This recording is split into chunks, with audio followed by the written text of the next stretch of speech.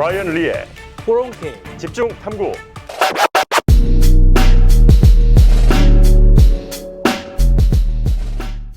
안녕하세요.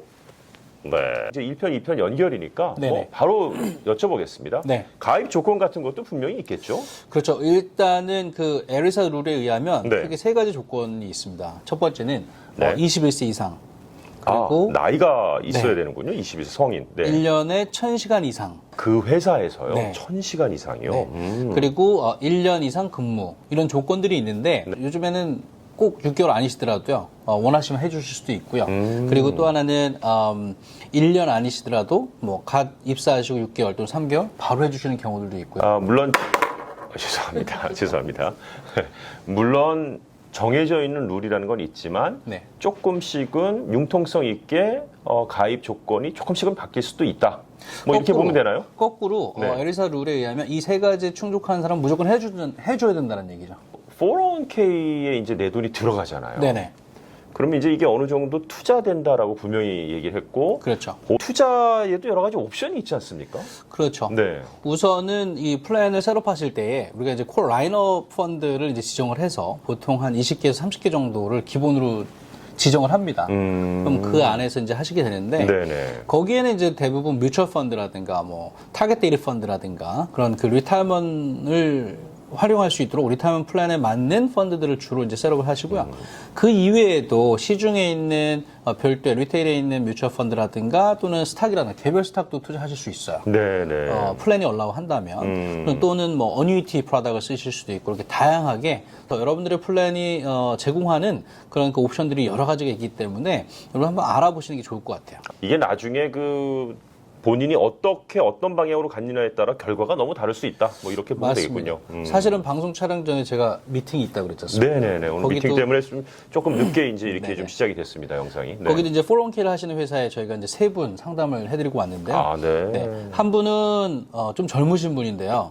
요 시기에 우리 스탁마켓이 많이 변동이 있었잖아요. 아, 그렇죠. 3월 15일부터 너무도 이제 럭클리 이분 말씀대로는 ETF 펀드 중에 이분이 선정을 잘하셨어요. 두 군데를. 어허. 제가 티커는 말씀드릴 수 없지만 네. 그래서 거의 5배 이상의 수익률을 내셨어요. 네. 근데 이제 그 옆에 보고 계신 다른 부장님께서 아니 내 401k는 왜 떨어졌어?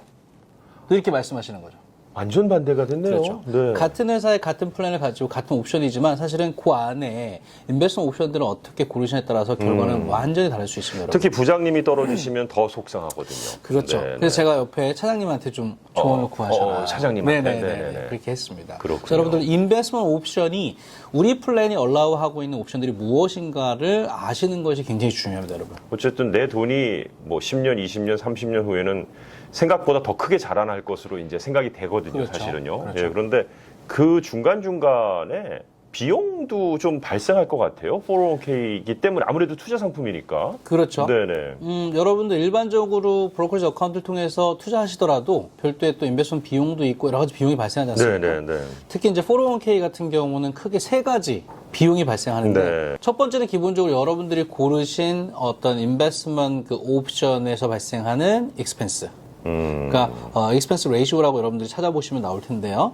보통 뭐 적게는 뭐 0.2에서 보통 뭐 1%가 넘어가는 경우들도 있어요. 네네. 그래서 여러분들 그 리타이먼용으로 나와 있는 타겟 데이트 펀드라든가 이런 것들은 조금 저렴해요. 펀드들이 그 네. 익스펜스가. 근데 이제 상대적으로 리테일에 있는 펀드들을 직접 하시게 되면 상대적으로 조금 더 높은 비용을 지불하시게 되고요. 본인이 고르신 인베스트먼트 어카운트에서 인베스트먼트 비용이 나가는 거니까 이건 회사하고 그러네요. 상관없이 개인 비용으로 나가시는 거고요. 네. 두 번째는 이제 어드미니스트레이션 비용이라 해서 예를 들면은 여러분 그냥 플랜 운용만 하는 게 아니고 사실 텍스 보고도 해야 되고 무슨 예를 들면 그 스테이먼트도 발행해야 되고 막 여러 가지 비용들이 발생하죠. 그러네요. 어드미니스트레이션 비용이라 해서 상당 부분은 거의 스폰서 회사가 사실은 아웃파켓으로 별도로 내세요. 네네. 그래서 1년에 물론 사이즈에 따라 많이 틀려요, 여러분. 하지만 기본적으로 애뉴얼 피가 뭐 1,500불에서 한 3,000불 정도 나가고요. 네. 그리고 이제 파트 서펜 거기에 인로면 하신 분들 숫자에 따라서 뭐 1인당 적게는 12불 연간 아니면 뭐 24불 정도 이렇게 나가시는 경우들도 있어요. 네. 그러나 회사 규모에 따라서는 이게 커질 수도 있겠군요. 그렇죠. 네. 뭐 100명, 200명 되시는 회사 같은 경우 상당해지겠죠. 그렇군요. 네. 하지만 또 회사 입장에서는 그게 또 텍스 익스펜스 처리가 되니까 또, 네. 세 번째는 이제 저희 비용이죠. 어드바이저 비용. 네, 저희가 이제 플랜 운용함에 있어 전체 커뮤니케이션을 도와드리고, 컴플라이언스나 이런 것들 체크업해드리고, 인베스트먼트 아이디어 또 에듀케이션 시켜드리는데 이게 제대로 들어가야 또 제대로 도와드릴 수 있는 거 아니겠습니까? 이 어드바이저 역할들이 굉장히 중요합니다. 그래서 일반적으로는 에셋 전체 에셋에서 보통 뭐 0.5에서 뭐 1% 정도의 그런 피를 차지하고요. 그렇군요. 또 스타트업 같은 경우에는 이제 펀드가 없기 때문에 별도로 또 회사에 또 뭐 일부 차지하기도 하고 다양한 형태로 이렇게 차지가 됩니다. 꼭 여쭤봐야겠다고 생각한 건데요. 이렇게 경기가 어려워지고 나라에 큰 일이 터지고 이러는 게 주기적으로 오지 않습니까? 네네.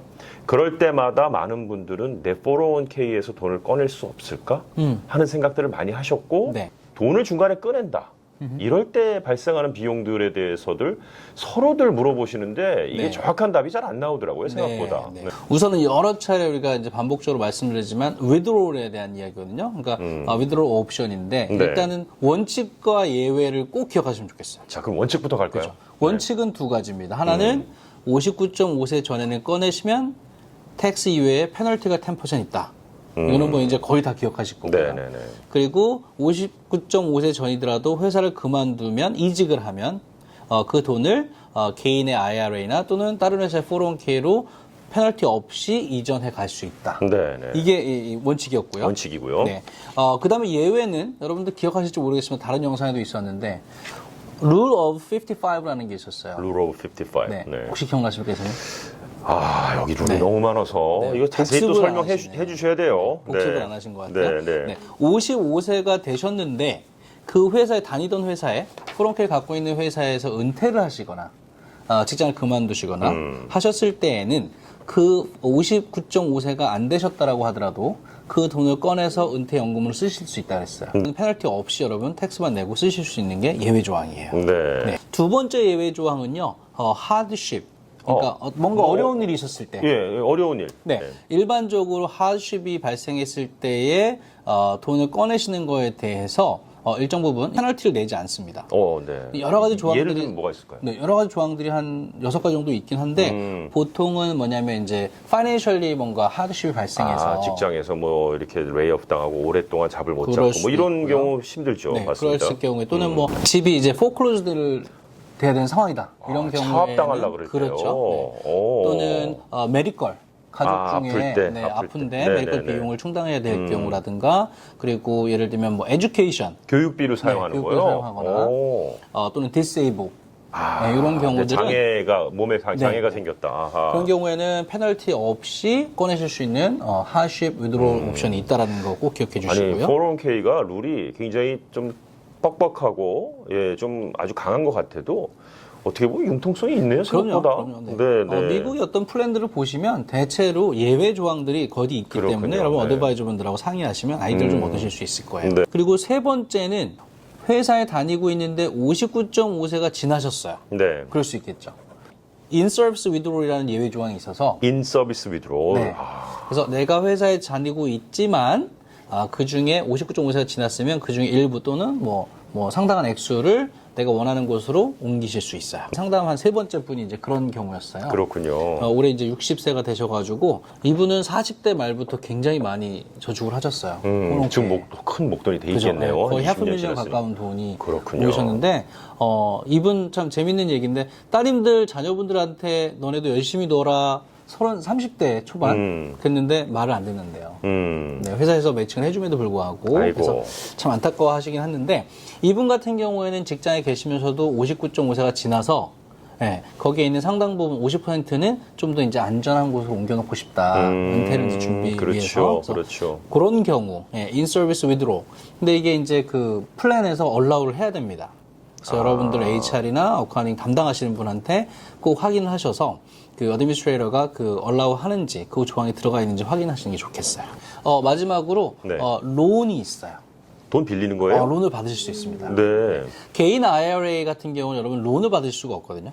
근데 401k 같은 경우는 직장연금에서 내가 론을 받으실 수 있어요. 최대 5만 불 또는 내가 컨트리뷰션 해가지고 모은 돈의 50% whichever less예요. 그 액수 중에서 해당하는 어마운트를 론아웃 할 수 있습니다. 그렇군요. 그리고 그거를 페이먼하는 기간은 5년이라는 기간을 둘 수 있어요. 그래서 이런 네 가지는 401k의 어떤 위드롤의 어떤 예외 조항이다라고 기억을 하시면 좋을 것 같아요. 네, 이번 팬데믹 때문에 401k에도 뭔가 어떤 예외 조항이 좀 있었다고 알고 있거든요. 네, 이거는 이제 예외의 예외죠. 또 다른 예외. 예외, 또 다른 코비드가 예외. 예외니까. 네네네. 두 가지인데요. 우선은 원래 꺼내지 못하도록 했었잖아요. 그렇죠. 55세 전에. 네네. 근데 지금 우리 CARES 액트가 발효돼서 지금 팬데믹과 관련돼서 여러분 어려움이 있는 경우 증명을 하셔야 되고요. 최대 10만 불까지는 네. 페널티 없이 위드롤이 가능합니다. 원래는 여러분 뭐 예외 조항들이 있었지만 그 정도까지는 안 됐거든요. 그래서 근데 이거 꺼냈으면은 네. 세금 내야 되잖아요. 그렇죠. 네. 세금은 원래 당해년도에 내야 됐었는데 CARES 액트에서는 최대 앞으로 3년 동안 세금도 나눠낼 수 있게 꺼내 쓴 해줬어요. 거에 대해서. 네네. 뭐 지금 사실 하드십도 이런 하드십이 없죠. 비즈니스가 뭐 정말 문을 락다운 때 언더 락다운으로 문을 닫았기도 했고 직장을 못 나가기도 하고 맞습니다. 하니까 그렇게 이제 예외 조항을 둔 거군요. 사실 최근에 그런 질문들이 많이 오시는 게 사실이고요. 그렇죠. 네네. 그런 자료들, 필요한 자료들을 우리 어드바이저 분들하고 상의하시면요.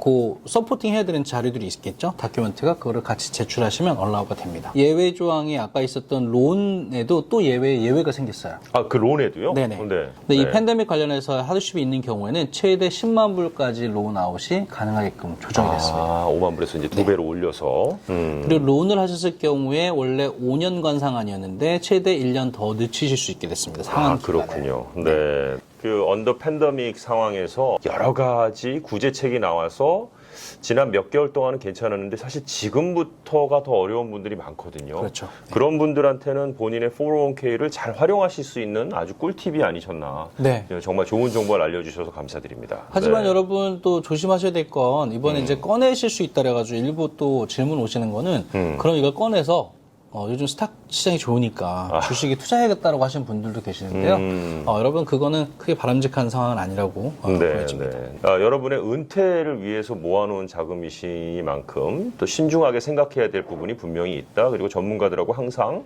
상의를 하시는 것이 좋겠다. 그런 생각이 들고요. 401k 4편에서 만나 뵙도록 하겠습니다. 오늘 수고하셨고요. 인사 부탁드립니다. 네, 감사합니다.